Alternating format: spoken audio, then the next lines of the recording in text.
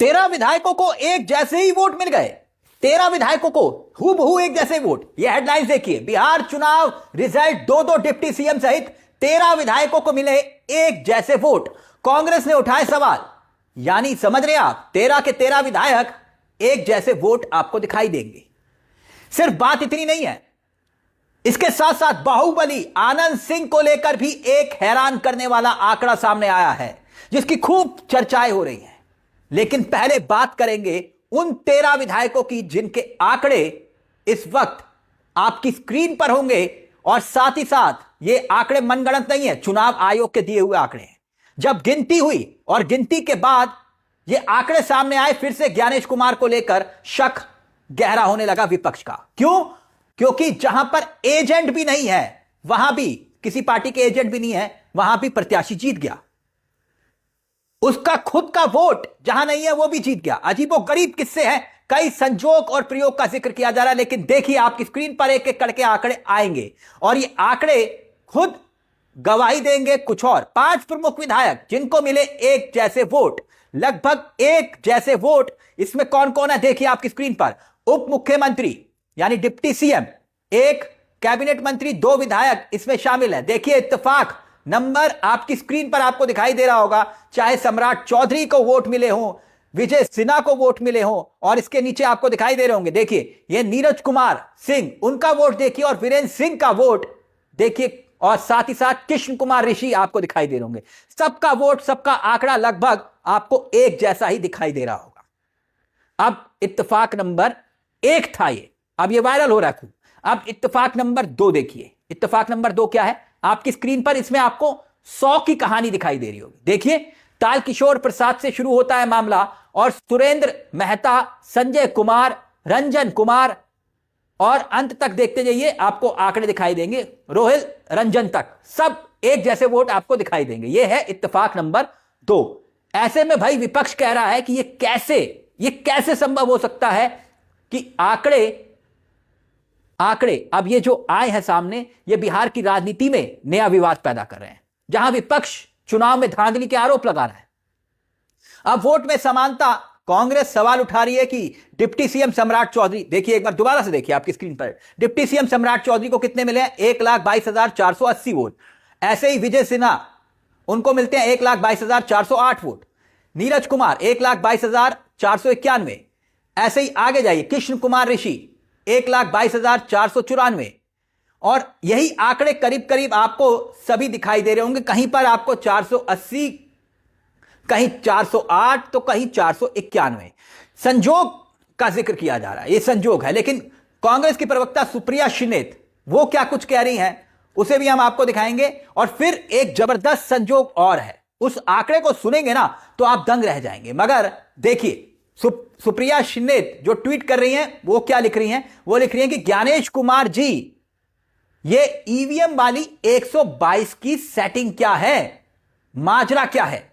बकायदा जो आंकड़े आप देख रहे होंगे, कांग्रेस के प्रवक्ता ने ट्वीट किया है, और इस पैटर्न को आधार बनाकर चुनाव आयोग पर गंभीर आरोप लगाए गए। अब दावा करते हुए कि महज ये संजोग नहीं है, कांग्रेस कह रही है ना, यह संजोग नहीं हो सकता, यह प्रयोग है। इन सीटों पर वोटों की गिनती दोबारा से की जाए। जन स्वराज पार्टी के प्रमुख, अब देखिए ये जो रणनीतिकार प्रशांत किशोर, इनको तो सभी जानते हैं, लेकिन चारों खाने चित हो गए, और अब ये भी गंभीर आरोप लगा रहे हैं। इनका बयान सुनिएगा, बहुत दिलचस्प बयान है। मधुबनी विधानसभा क्षेत्र को लेकर एक दावा कर रहे हैं, कह रहे हैं कि जिस सीट पर उपेंद्र कुशवाहा की पार्टी के उम्मीदवार की जीत हुई है, वहां पर पार्टी के सिंबल को कोई नहीं जानता था उपेंद्र कुशवाहा के।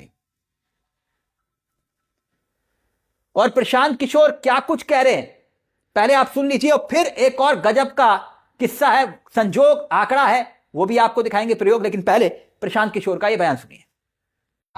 मैं आपको खुली चुनौती दे रहा हूं, आज चलिए मधुबनी। मैं 3 दिन से प्रेस इसलिए नहीं कर रहा हूं कि मैंने अपने लोगों को वहां भेजा है, और मधुबनी में मैंने कहा भाई पूछो तो कि उपेंद्र कुशवाहा जी के पार्टी का सिंबल क्या है। 30% लोग को सिंबल नहीं मालूम है कि सिंबल क्या है, और उनको 1 लाख से ज्यादा वहां वोट आया है। मुझे उपेंद्र कुशवाहा जी से कोई लड़ाई नहीं है, उनको उनके पार्टी के प्रत्याशी से कोई मुझे लेना देना नहीं है। मेरा सिर्फ ये कहना है कि ऐसी कौन सी विधा है कि हम लोग 3-3 साल एक विधानसभा में घूम रहे हैं, लोगों को ये नहीं मालूम है कि जन स्वराज का चुनाव चिन्ह क्या है। और ये लोग 10 दिन चुनाव के पहले आए, उस पार्टी का नाम मधुबनी शहर में लोग नहीं जानते हैं, उस पार्टी का सिंबल घर घर पहुंच गया और उसको 1 लाख। अब यह खबर देखिए आपकी स्क्रीन पर, दुलारचंद यादव के गांव में भी कायम रहा आनंद सिंह का दबदबा।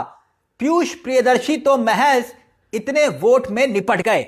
यानी सोचिएगा कितनी बड़ी खबर है ये। दुलारचंद यादव के गांव जहां पर आनंद सिंह को लेकर इतना विरोध था, आक्रोश था, अब यह रहस्य बन गया है कि इतने वोट आनंद सिंह को वहां कैसे मिल गए। जेडीयू के विधायक आनंद सिंह, जिस पर दुलारचंद की हत्या के आरोप लगे, इतना बवाल हुआ, गांव के लोग आक्रोशित हो गए। मगर सवाल यह कि दुलारचंद यादव अपने क्षेत्र में जो इतने पॉपुलर नेता थे, प्रसिद्ध नेता थे, और उन्हीं की हत्या हुई, जेल में बंद आनंद सिंह और दुलारचंद के गांव में ही वोट नहीं पड़े। ये तो सब जानते हैं ना। अब सवाल यह कि तालतारा जहां पर आनंद सिंह को इतनी तादाद में वोट मिले तो मिले कैसे, इसी को लेकर सवाल खड़े हो रहे हैं कि चुनाव आयोग के आंकड़े बताते हैं कि भाई तालतार गांव जो है वहां पर 224 नंबर बूथ में आता है, 224 बूथ पे, और आनंद सिंह को वहां पर 264 वोट मिलते हैं। जबकि सूरज भान की जो पत्नी है और जो आरजेडी की उम्मीदवार थी वीना सिंह को 164 वोट मिले। मतलब पीयूष प्रियदर्शी जो जन स्वराज पार्टी के थे, जिनके लिए दुलारचंद प्रचार कर रहे थे, जानते हैं वहां उन्हें कितने वोट मिले? 15 वोट। 15 वोट। यानी आनंद सिंह ने दुलारचंद के गांव में भी अपना दबदबा कायम रखा। इसका मतलब तो यह हुआ, और दुलारचंद के लोग अपने ही क्षेत्र के इतने बड़े विवाद को लेकर दुलारचंद के साथ नहीं थे क्या? इसका मतलब तो यह हुआ। और अगर आसपास के मैं बूथों का जिक्र करूं तो आनंद सिंह को जो वोट मिले हैं आसपास के बूथ में, सुनिएगा आप, सुनिए, 226 बूथ नंबर 226 पर आनंद सिंह को मिलते हैं महज 206 वोट, जबकि वीना को मिलते हैं 483 वोट। बूथ नंबर 27 एक ऐसा ही, आनंद सिंह को महज 103 वोट मिले, वीना को मिले 635 वोट।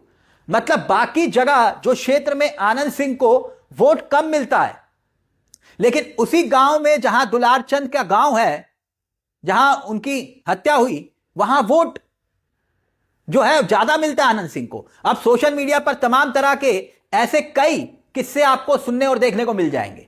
देखिए, कंचन यादव आरजेडी का चेहरा है, उन्होंने भी क्या कुछ लिखा है वो आपकी स्क्रीन पर है।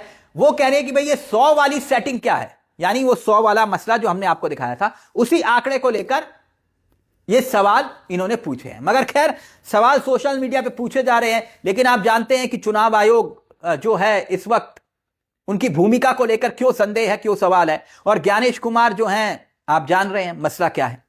इस पूरे मुद्दे को लेकर आप क्या सोचते हैं, आपकी क्या राय है कि ये आंकड़े संजोग हैं या फिर कहानी कुछ और है, जैसे विपक्ष कह रहा है? अपनी राय हमें कमेंट बॉक्स में जरूर दीजिएगा। मुझे तिलक चावला को दीजिए इजाजत। एक छोटी सी दरख्वास्त, चैनल को सब्सक्राइब जरूर कर लीजिएगा और अपनी राय जरूर रखिएगा। आपके कमेंट का रहेगा इंतजार। मुझे तिलक चावला को दीजिए इजाजत। नमस्कार, जय हिंद, जय भारत।